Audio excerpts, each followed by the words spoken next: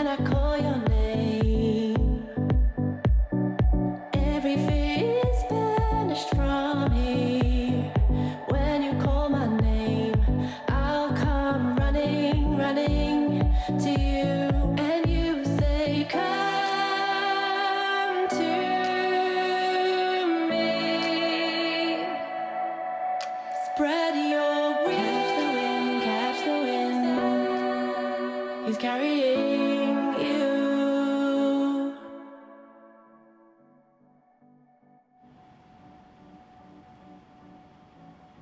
Hello and welcome to Jerusalem Dispatch, International Christian Embassy, Jerusalem, United Kingdom, or ICEJ UK. And in this programme today, we will be talking about how we can beat the BDS, known as the Boycott, Divestments and Sanction Movements, by visiting Israel. And also that this is a new monthly programme that brings you a deeper connection to Israel through the pro-Israel Christian ministry. That is ICEJ UK. And on this episode, I'm joined by Mike Kerry, who organises the tours, and also Joanne, who's the Minister for ICEJ UK. So welcome to the programme. I know it's your first time. Joanne, do you want to just share how you came to faith in the Lord Jesus Christ and how you got involved in the ministry of ICEJ UK? Yes, thank you. I'd love to. Yeah, thank you. Well, I grew up in a Christian home. With my mum, my dad and my brother, so I'm very thankful for that. I think looking back, I can't exactly pinpoint exactly when I gave my life to the Lord, but I remember my mum praying with me to receive the Holy Spirit, and I was definitely younger than 10 because I remember the room that we were in and the house we were living in. So that was a great start for me. I grew up we went to a lively, charismatic church. I had lots of friends and a great youth group. So I'd say that my faith was really grounded, really grounded in those days. I ended up, after university, I wasn't really sure about my chosen career path. I decided to take a year out. I'd been inspired by people visiting our church, talking about missions, so I went to Estonia with YWAM. And had a year out over there, and again, that really helped to cement my faith in the Lord.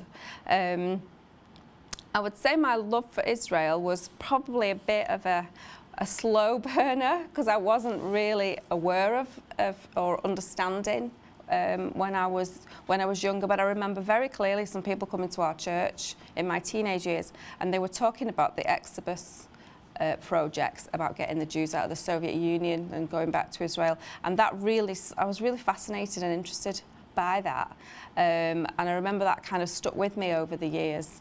When I did my A-level, English A-level, we studied Schindler's Ark, the book Schindler's Ark, and again that really gripped me, and I remember feeling a really deep love and compassion for the Jewish people. But at this point, I didn't really understand about the deeper purposes for Israel. It was more of a love and a compassion for the Jewish people. So I would say it was probably quite a few years later, if I fast forward to 2007, I was the church administrator, and Mike was the pastor at the time and already involved with ICEJ and started to have conferences in our church, ICEJ conferences in our church. So by default, as the administrator, I got involved, and it was the best thing I think that could have happened to me. I started to realise God's true purposes for Israel. I started to learn all about God's plans, and I realised that a crucial aspect of my faith had been missing all those years, and everything kind of fell into place as I was attending those conferences and then became the administrator later. Excellent, and you are probably one of the most important people at ICEJ UK because you make everything work, you get everything ticked. So explain to our viewers your role, because you would be the contact person. Right. Anyone's interested in becoming a member of ICEJ, interested in some of the Zoom events we got organised, and also some of the prayer meetings as well. Yes, so if you phone, you'll get me. If you email, you'll get me. that probably is how I spend most of my days. Yeah, so the job is very, very varied. There's a lot goes on, lots of little things to do, and then there's the bigger things like organising events. I mean, we're a great team, so it doesn't all fall on my shoulders.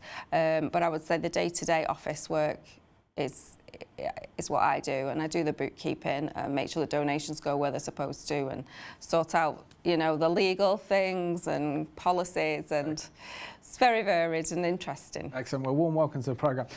Mike, I see that you've caught the media bug, so you're back again. And you explained and revealed your incredible testimony on the last programme. But can you share with us some of the activities and the events that ICEJ UK has done in the past month? Well, it's been a very exciting month. We've some exciting news. We've just authorised another bomb shelter in Israel. So we've been in touch with ICEJ Aid and ordered one. This is going to be placed in the north of the country because there's a perceived threat now from Lebanon with the massive arsenal of rockets that they have there. We're not sure exactly where it's going to go. It's going to go in a school or a kindergarten.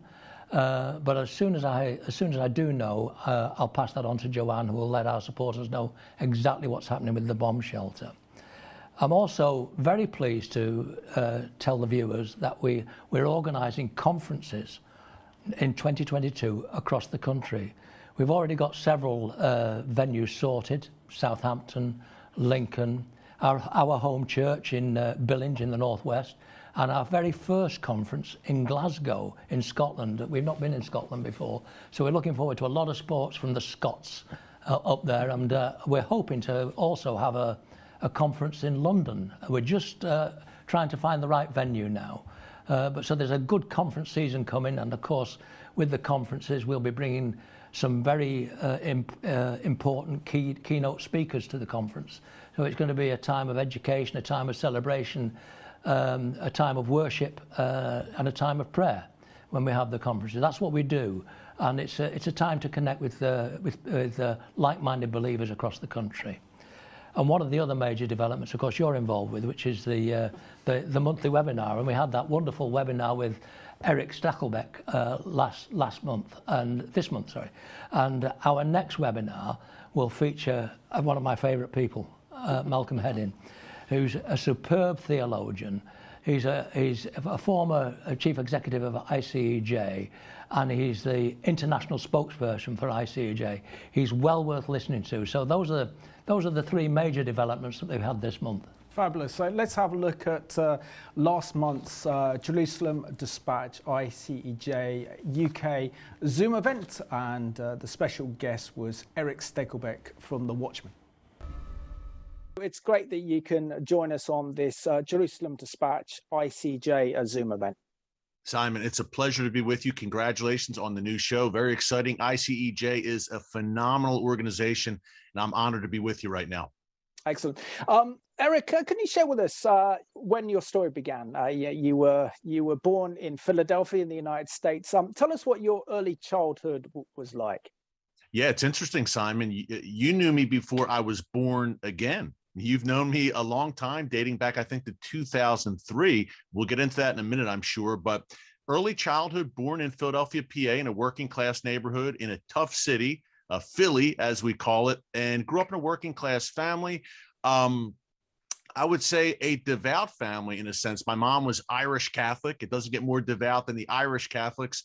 And my dad, though, was very interesting. He was raised a Bible believer from his mom.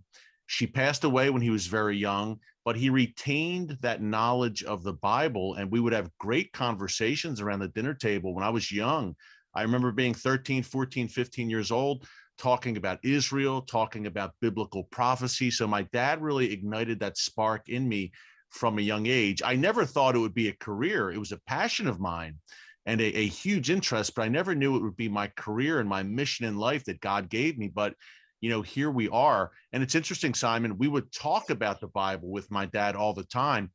I did not actually pick up a Bible for myself and read it until I was 27 years old, if you can believe it, right around the time you and I met.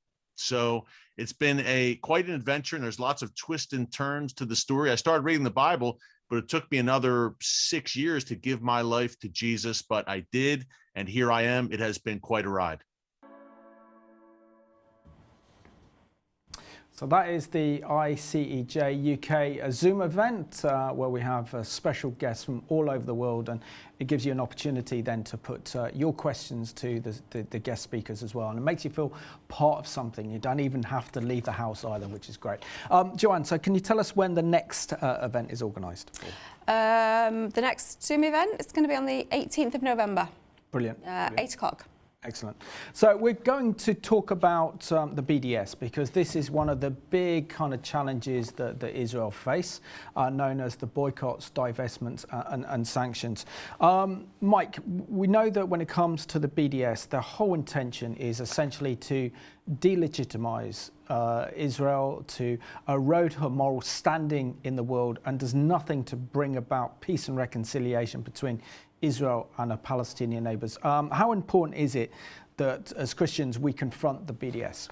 Well, it's extremely important that we confront BDS. I probably want to talk to you about Sally Rooney and her decision. Sally Rooney is a wonderful author. She's an outstanding author. She's undoubtedly brilliant.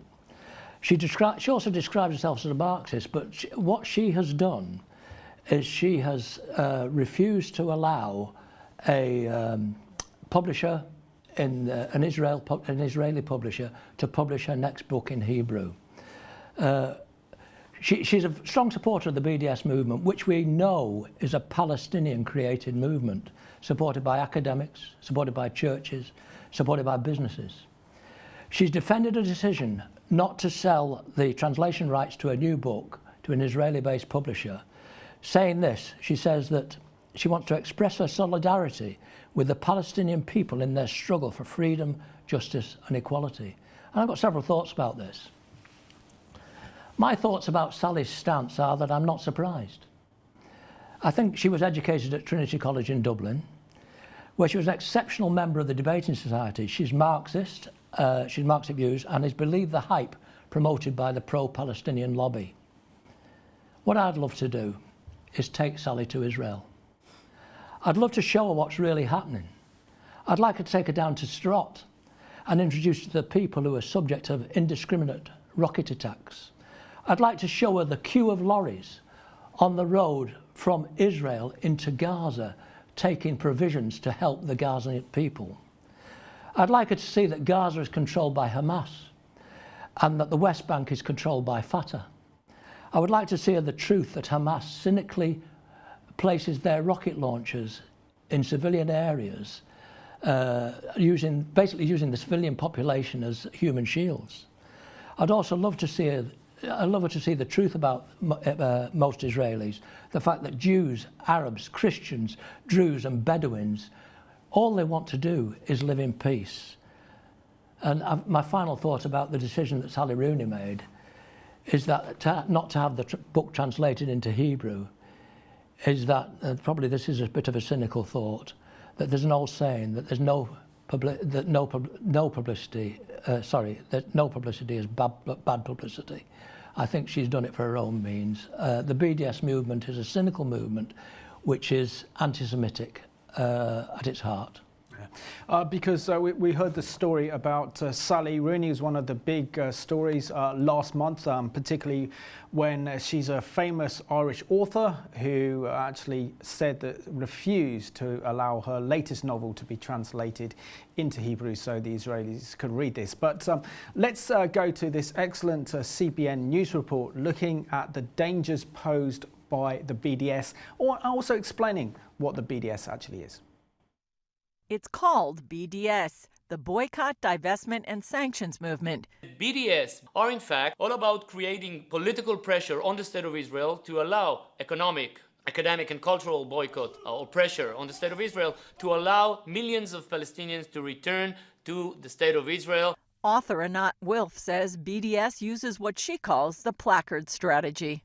Placard strategy is the equations that everyone who goes to an anti-Israel demonstration sees on their placards. Zionism equals, or Israel equals, or Star of David equals. It never says Zionism equals the political movement for self-determination of the Jewish people in their homeland, which is the accurate definition. And Wilf says it's been very effective, even though the equations are lies. There are words like colonialism, racism, apartheid, sometimes even Nazism, and genocide. These words are all chosen because in our collective consciousness, they connote evil. Basically, people are exposed to an ongoing refrain that says, Zionism, Israel, Star of David equals evil. It's not only about slogans on placards at demonstrations. It's in the United Nations, it's on television. Give an anti-Israel speaker 30 seconds on television, they'll manage to say Israel, Zionism, colonialism, apartheid, genocide in the same sentence, regardless of what is the question. BDS often claims to be a grassroots movement, but Sachi Gavrieli says there's nothing grassroots about it. One could be operating in New York, one could be in Italy. It's a network operated and being headquartered from Ramallah by an element or organization called the BNC, the BDS National Committee. Wilf says there's nothing new about the movement.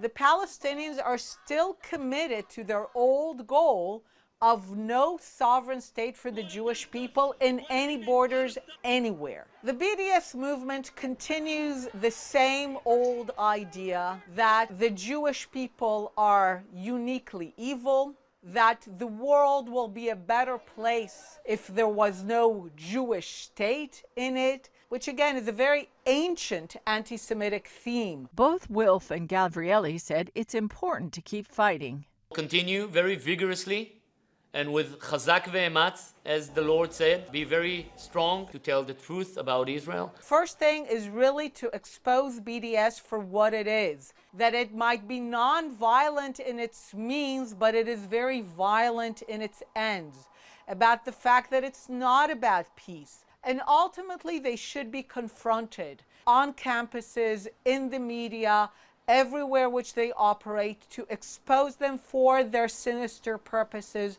Julie Stahl, CBN News, Jerusalem.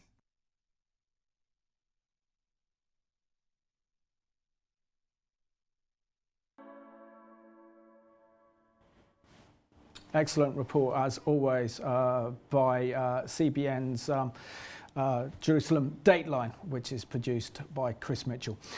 Joanne, now a couple of years ago, SodaStream made big news because they had the factories in Judea and Samaria, or the rest of the world referred to as the West Bank, providing jobs for Palestinian workers that are like 3 times higher salaries than they would receive under the Palestinian Authority. But because of the BDS, they were driven out and then had to re-establish their factories near Tel Aviv, and these poor Palestinian workers who were doing such a good job end up being made unemployed.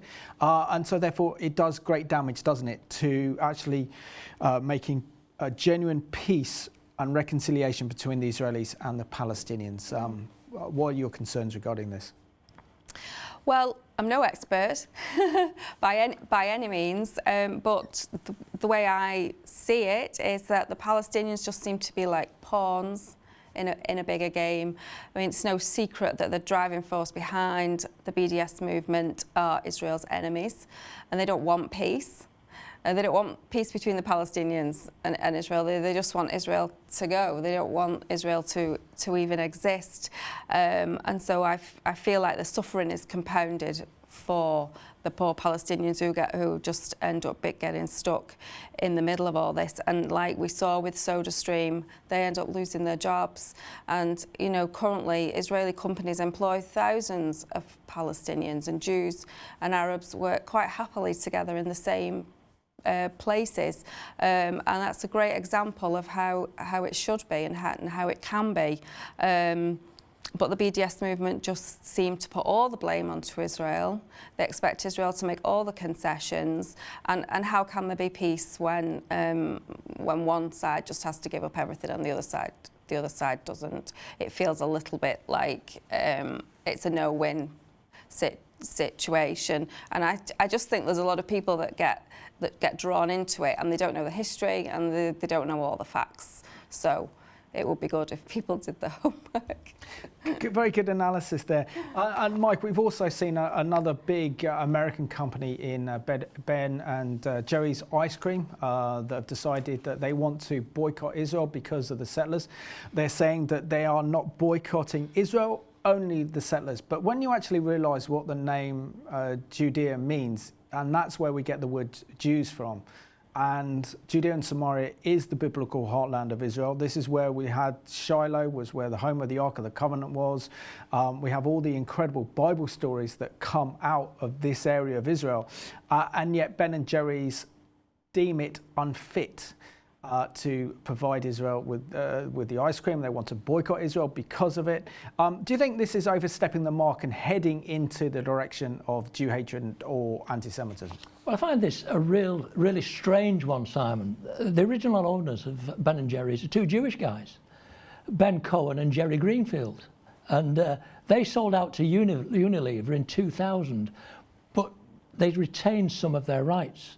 And what they're saying is that they won't sell their ice cream in what they call, I don't call it, but they call it occupied Palestinian territories.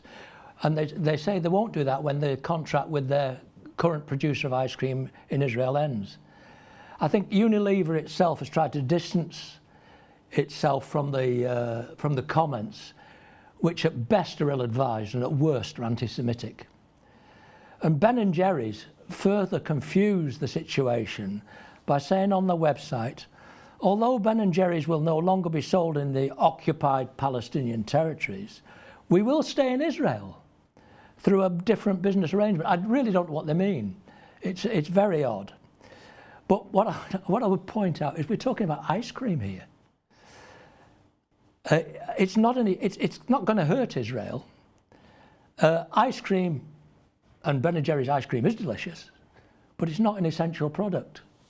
I personally think that the BDS movement and everything it tries to do has not actually hurt Israel economically. Israel survived boycotts and grown into a very successful economy over the last 73 years, and it will continue to do so. Israel will move on with or without Ben & Jerry's ice cream. Absolutely, it's a very good point there.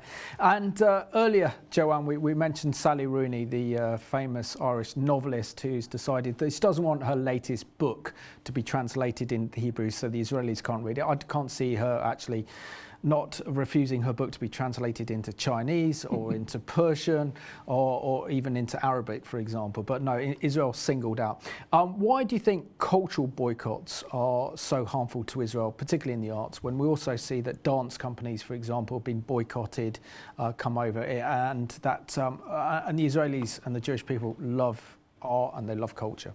Yeah, well, Israel is a very diverse, multicultural country, very inclusive. It's a democracy. People are got freedom of speech, freedom of religion, and so want to enjoy everything that they can. And there's so much out there that they can get stuck into. And I think that the boycotts, like you say, seem to be about.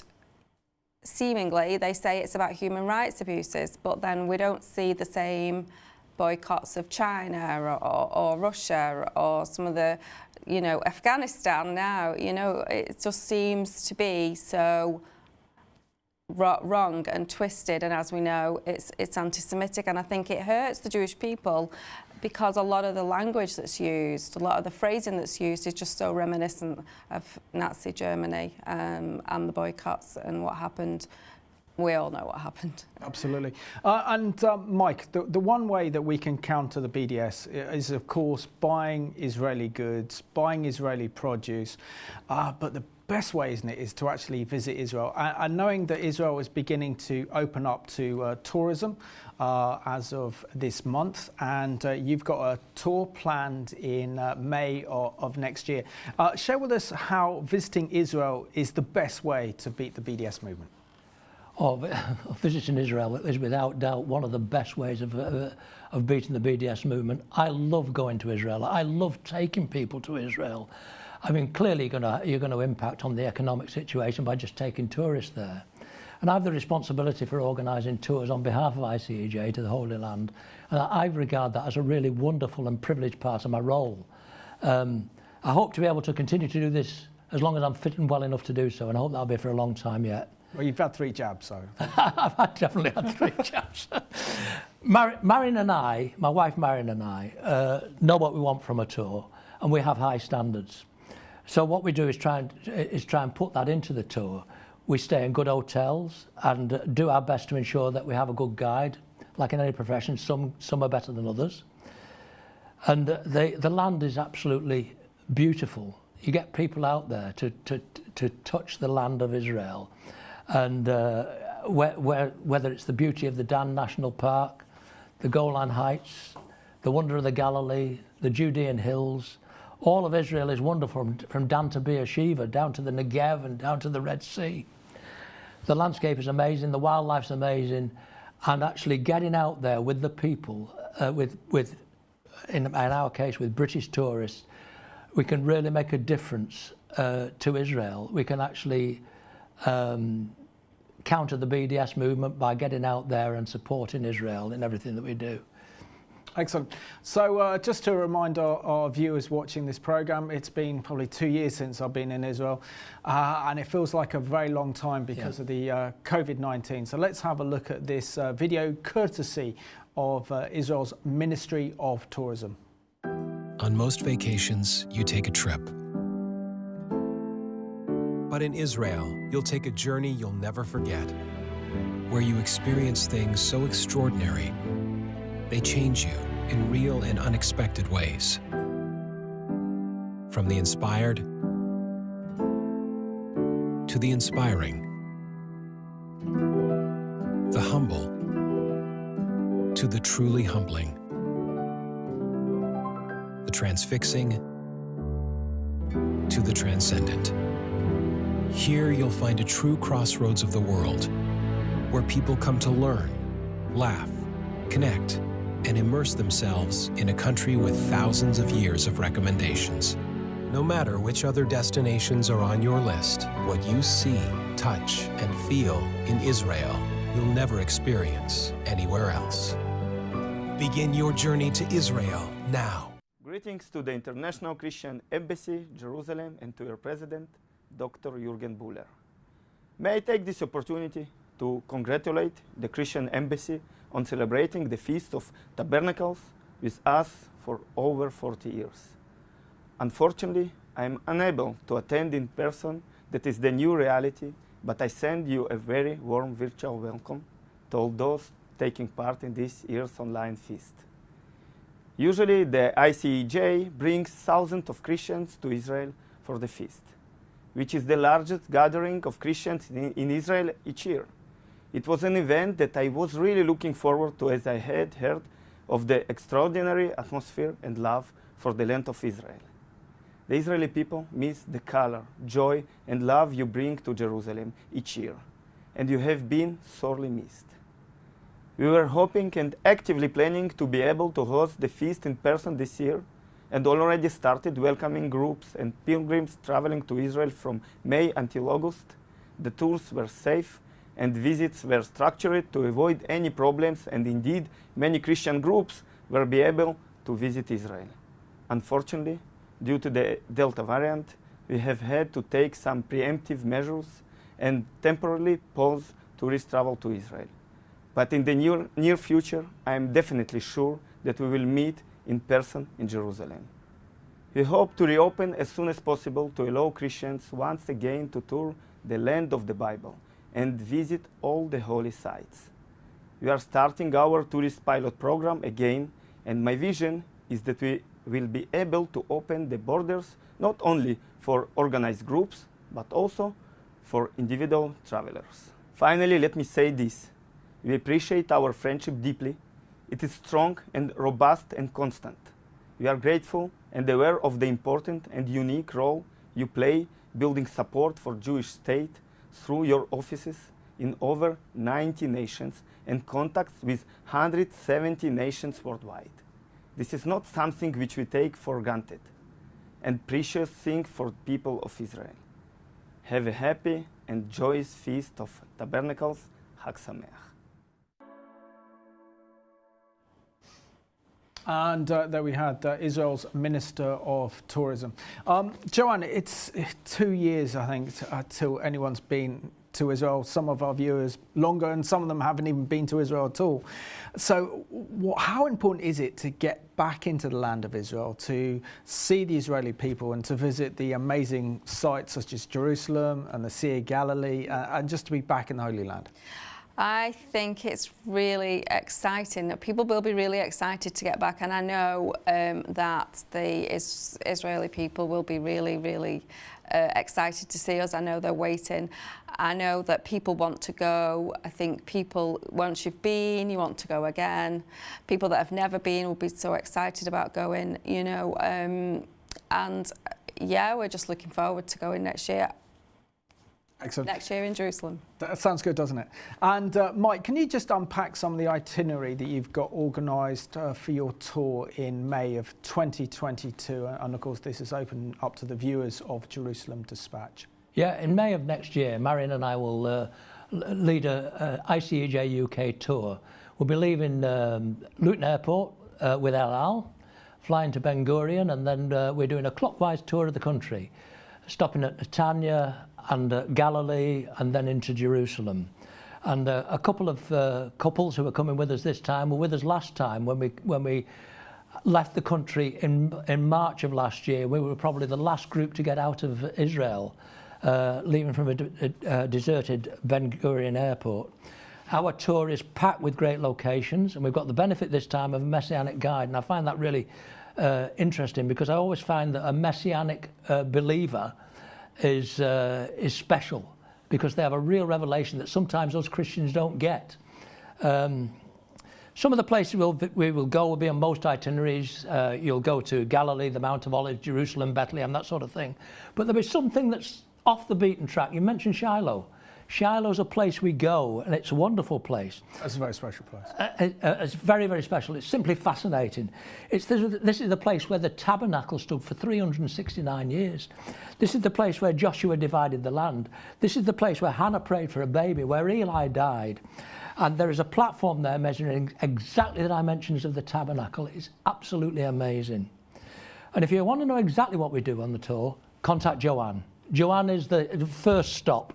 And she will give me your telephone number, and I will ring you. I promise I'll ring you and tell you all about it.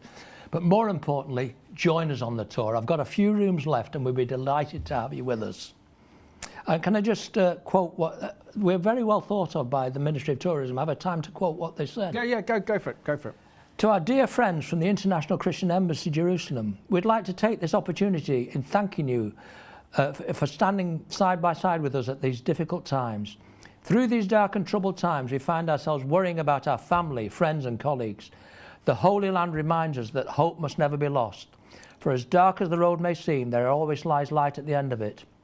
We at the Israel Tourist Office send you, your family and all your friends our prayers and heartfelt wishes for health and happiness through these difficult times, and pray for the day that we will see you back in Israel. May all your prayers be fulfilled. Join us next year on the ICEJ UK tour. Excellent. And Joanne, for those of viewers watching that have never been to Israel, what can they expect when they get there, and how do you think this will enhance their walk with the Lord? Well, I can only say it's like coming home. You know, my husband is Estonian, and whenever we go back to Estonia, I get that feeling, you know, it's like coming home. It's become my second home. And I can honestly say that when I stepped off the plane in Israel, it was the same feeling, even though I'd never been before. And you do, and everybody says it, and it really, really is true, because you feel, you know, you're in God's special place. And when you go to Jerusalem, it's like you can't wait to get there, you know, because you know Jesus was there, and you know that it was the place that he loved. You know, it's the city that he wept over. It's where he died and rose again. It's where he's coming back to. Absolutely. You can stand on the Mount of Olives and stand around thinking, oh, I wonder where it's going to be. You know, you just feel that well in your spirit that just comes, it just comes over you. It really does, strangely. I mean, obviously, God is with us wherever we are. But when you think of that verse in Psalms 132, where the Lord says, he has chosen Zion, he's desired it for his dwelling place, and he says it will be his resting place forever, that rises up. You feel that in your spirit when you're in Israel, for sure. Excellent. And Mike, I mean, you've organised so many tours to Israel, so I know that you're itching to get back out to Israel, I think, like all of us. But share with us a memorable story of one of your tours that comes to mind. Yeah, I've got lots, but I'm going to share one. And we've talked about BDS, we've talked about anti-Semitism today, and I want to tell you about an incident that occurred on a tour that I led a few years ago. We walked through the Western Wall tunnels with our Jewish guide. Now, the Western Wall tunnels, again, another great place to visit when you come to Israel. And we came out the other side of the Western Wall tunnels and we walked a few yards and we came upon an Arab shop. And the Arab shopkeeper ran out of the shop and embraced our Jewish guide. And the Jewish guide embraced the Arab shopkeeper. And the Arab shopkeeper said to me, when you get back to England, tell them this is what Israel is. And it's to me was more graphic illustration of life in Israel. And critics like Sally Rooney, Ben and Jerry's, or even a booing football supporter at the Scotland match, need to understand that what the reality is in Israel, and it's totally different to that's portrayed in the Western media. We as Christians need to keep our focus on Jesus, our Jewish Messiah. As those who support Israel, we should not hide that light under a bushel, and we should be vocal and practical in our support. I think one thing that we as Christians can do is tell our family, tell our friends, tell our churches where we stand, and not to be shy about putting it on social media. I did that during the May conflict with Gaza. I made it very clear that I stood with Israel and put it out there for everybody to see. Excellent. And Joanne, I mean, when you visit Israel, there is so much in Israel's small country. There's so much to see. And you know, it's important to visit the holy sites, such as where Jesus walked in the Galilee, and go on the Galilee itself, and you know, visit places like Jerusalem and the church that held the Last Supper. To, of course, the Garden Tomb in Jerusalem is incredibly special. But it's also important to recognise as well that Israel itself is a fulfillment of modern biblical prophecy, and by Israel being a modern state that was reborn on the 14th of May 1948 is another example of God's promises to Israel and the Jewish people. So how important is it for anyone wanting to go to Israel to also understand that context as well? Yeah, I see. It's great that people want to go, and it builds your faith when you see all the sites that you've read about in the Bible. It confirms everything. There's nothing wrong with that, but I think what we want to get across, and we don't want people to miss the bigger picture, and the bigger picture is God's plan for Israel and ultimately our salvation. So the Bible is very clear that there would be 2 exiles and 2 returns, and we're living now in the days of the second return, and I think if people can see that, and they can see the miracle of the rebirth of Israel in 1948, and they can see how the Jews are continuing to return to the land. If people can grasp hold of that and get it stuck into the thinking, then it adds another dimension to your visit. And I think if anyone's watching today and they don't understand that, and they don't read the prophecies in Ezekiel and Isaiah, Israel can a nation be born in a day, the prophecy of the dry bones in Ezekiel, and the other prophecies through Jeremiah, well, all through the Old Testament really, then just get in touch with us and we'll tell you. Excellent. Very good.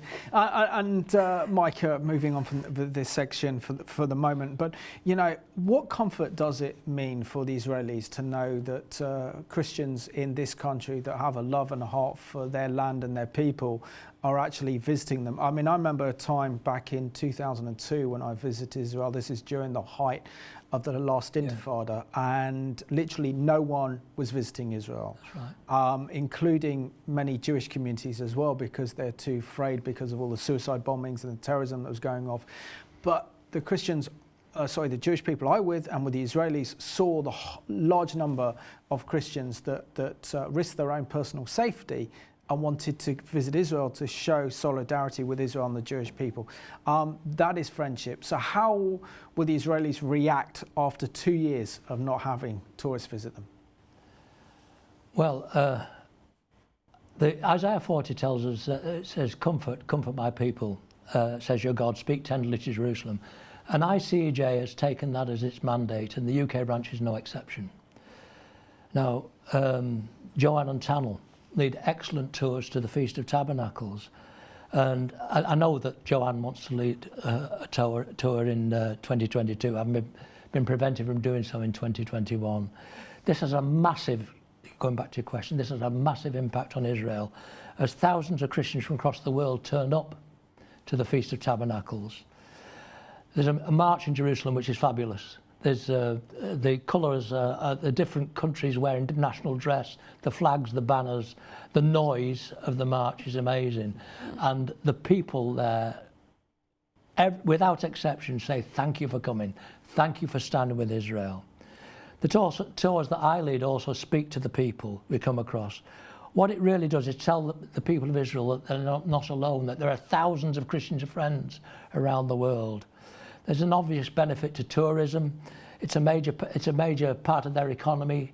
It affects thousands of jobs. It was so sad last year when we left our hotel. They shut the doors and the staff went home. The driver and the guide went home. We're going back, and we're going to I believe we'll make a big difference to the morale of the people of Israel as we go back. And I'm very pleased to see that Israel is opening its doors to tourists from November the 1st. So I'd say to any viewer who is thinking about going to Israel, come along, come with us and comfort the people of Israel. Yeah. And Joanne, when it comes to Israel, we know that Israel is unique in the world because there is only one Jewish state. There is no other Jewish state. There is only one nation that was once destroyed and then came back to life again. And that is the nation of Israel. Israel fulfilled so many biblical prophecies, bringing the Jewish people from the four corners of the earth. So knowing that, how special is visiting Israel, but also being part of the Feast of Tabernacles as well, and being in Jerusalem during the time of Sukkot? Being there during the feast, I mean, I've only ever been actually during the feast. I've been 6 times. And but I absolutely love it. I mean, can you imagine 7,000 Christians on the shores of the Dead Sea, for example, and everybody's worshipping together from all over the world? I mean, it's really, really powerful, really, really powerful. And then we then spill out into Jerusalem. Everybody's walking about, sightseeing, everyone's saying hello, and just being there in the land, in God's city, at this time of Tabernacles, which, as we know, is a foretaste of what's to come in the future reign of Jesus. Then it is just wonderful. Absolutely. And Mike, I mean, you've organised so many tours on behalf of ICEJ UK to Israel. And I suppose one thing about tours to Israel is the friendships that are made on these tours. And particularly when people feel a bit lonely and disconnected because they have a heart, they have a love for Israel, they feel that not many people share the same views as they have in their churches. Can you share with us something about the friendships that are made on the tours that you organise, and the group morale of leaving the UK and flying out to Israel and seeing the land? It's a very special, especially your first time. It's incredibly special. Well, I can remember the first time I went. I went in the late 90s, and the tour leader took us to the platform on the Mount of Olives. We arrived in the evening, and we had a view which I'll never forget, which was the illuminated old city, and it just literally made the hair stand up on the back of my neck. And that was the start of my journey with Israel. And you know, it's developed and since then. The tours that I lead, what I've always found is there's a great camaraderie where people just rejoice together. We enjoy singing on the bus, and I'm not the best singer. In fact, I'm probably the worst. But there is a family feel. People support one another, and what is great when you see somebody's eyes opened to the reality of Israel, that is just so amazing. People just actually get it. Joanne, I think, mentioned in an earlier answer how when she comes back to Israel, it's like a second home. And I feel exactly the same. You come home and there's something so special about Israel when you actually land at Ben Gurion Airport. You say, wow, I'm back again. And I think that we have repeat bookings on our tours. I've got one couple coming with me. I think it's their 6th time with me. They love coming so much, and some of the relationships continue. You asked about relationships and the friendships. They continue way beyond the tour. Oh, absolutely, which is great. And so, Joanne, for viewers watching, they want to sign up for the tour. They want to be part of ICEJ UK. They want to bless Israel. How can they do so? They can get in touch with me. I think the details will be on the screen. Get in touch with me. I can talk you through all your questions. I can sign you up to our prayer initiatives. I can get you a magazine. There's loads of ways that people can get involved. I can give people information all about, we've got podcasts that people can listen to. Obviously, there's this programme. And crucially, the prayer initiatives, I think that would be great. We'd love to see people getting stuck into our prayer initiatives because we have 3 main ones going on. There's weekly, there's monthly, there's a prayer letter.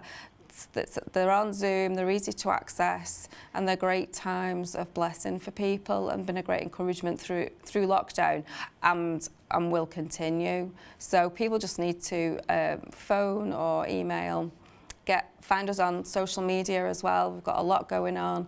We've got a great guy who's doing a load of social stuff for us. So get on Instagram and Facebook and just get in touch with us, yeah. Absolutely. And Mike, you've got a book in front of you there, so you're offering a free book to some of our viewers, which is a British and Israeli figure called Game Changer. This is a great booklet for anybody who wants to know more, and the subtitle is What Modern Israel Means for Your Gospel, Your Faith and Your Church. And I don't think the viewers need to guess how they get hold of one of these. They contact Joanne. Joanne will at the address which will be shown on the screen, contact Joanne at the ICEJ office, and they can get a copy, no problem at all. Yeah. And Joanne, this is also a good time to tell our viewers as well some of the action-packed events planned for the month of November regarding ICEJ and its outreach to Israel. So share with us what's coming up.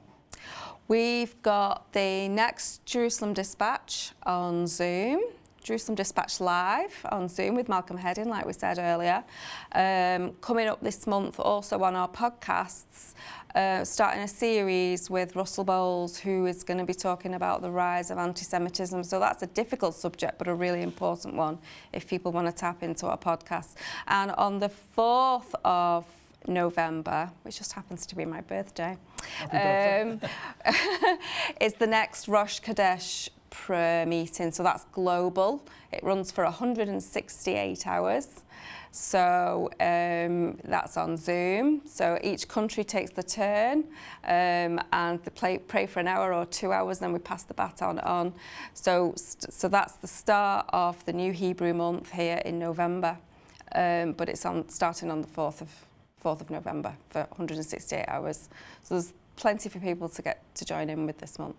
Excellent. So we also have a thank you video by Shmuel Bauman, who is the Chief Executive of Life Shields in Israel. And when you give your money to and support the work of ICEJ UK, you're actually saving lives in Israel, because they are using that money to build these much critical bomb shelters that are saving Israeli lives from Hamas's rockets and missiles.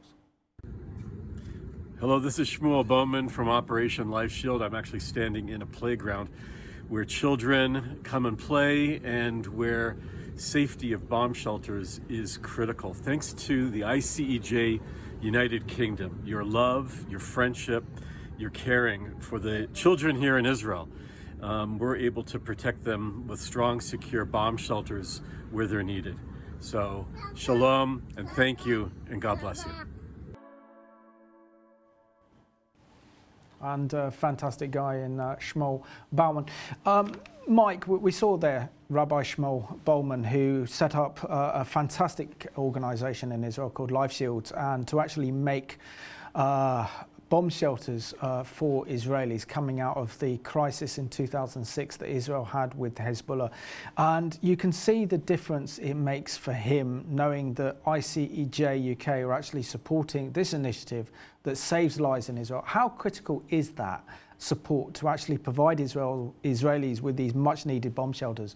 But this is for Arabs, this is for Jews, this is for Christians and other ethnic minorities. So this is just not only for Jewish people, but for all people living in Israel. Well, yeah, absolutely. The support of ICEJ and the provision of bomb shelters is critical. We've put 155, I think, is the number so far. We've put quite a lot in the south. We're putting some in the north. But it's not just the bomb shelters. It's actually the support of Christians going to Israel that's important. And the response from Israelis is always positive. Can I tell you another story? Yeah. We got 2 minutes, but yeah. On the last night of one of the tours, which we finished in Galilee, we were joined by our driver and our guide, and it's traditional on these tours to give a presentation to the driver and guide, and we say, come and join us and have an evening with us. And I really felt led to pray out loud in a restaurant, which is not something I do. I'm not that sort of person. But I did feel emboldened. And I gave thanks. I gave thanks for the wonderful tour we had, for the driver, for the guide. I gave thanks for the land of Israel, and I gave thanks for the God of Israel. And I did declare that this is God's land. And I think that's a phrase that you have used. And when I sat down, all the Israelis in that restaurant gave a round of applause, because they were so touched by the fact that this Christian guy, who was a nobody, was stood up and prepared to declare that God loves the land of Israel. Amazing. And this is where it all stems from, doesn't it, Joanne, to be involved in the ministry of ICEJ. It's having that supernatural love that God has for his people and his land, and to make Christians aware of how special the nation of Israel is and how special God's plans and purposes are for the Jewish people and the Jewish state. Yeah, very. I think you can look back all through history, right back to the start when God said to Abraham, I'm going to make you a great nation, and this is your land. And God made that promise, and he was faithful, and he has kept that promise. He's kept that promise to Israel, and he keeps that promise to us. So we know that no matter, Israel may have turned away, they may have made mistakes, we may make mistakes, but God was faithful to Israel and he's faithful to us. Amen. Mike, within 30 seconds, for viewers watching this programme for the first time that have a love for Israel and the Jewish people, they now have an outlet, don't they, where they can support Israel and they can support the excellent work that you guys are doing. And how should they get involved, become a member? Well, I keep referring to Joanne. Anybody who's watching this needs to get hold of Joanne through the contacts shown on the screen, and we'd love you to support us. We'd love you to sign up to all the publications we do. We'd love you to register to be a supporter and actually to donate to the bomb shelters that we are actually putting in Israel at this moment in time. So Joanne and Mike, thank you so much for being my guests on this edition of Jerusalem Dispatch, and I want to thank you for watching this program at home. One thing we've learnt in this program today is that the evil intent of the BDS movement to boycott Israel, to defame Israel and to delegitimize Israel, well, we can counter that by actually visiting Israel as Israel opens herself up to tourism. So I want to thank you for watching this November edition of Jerusalem Dispatch, ICEJ UK. Catch the wind, he's carrying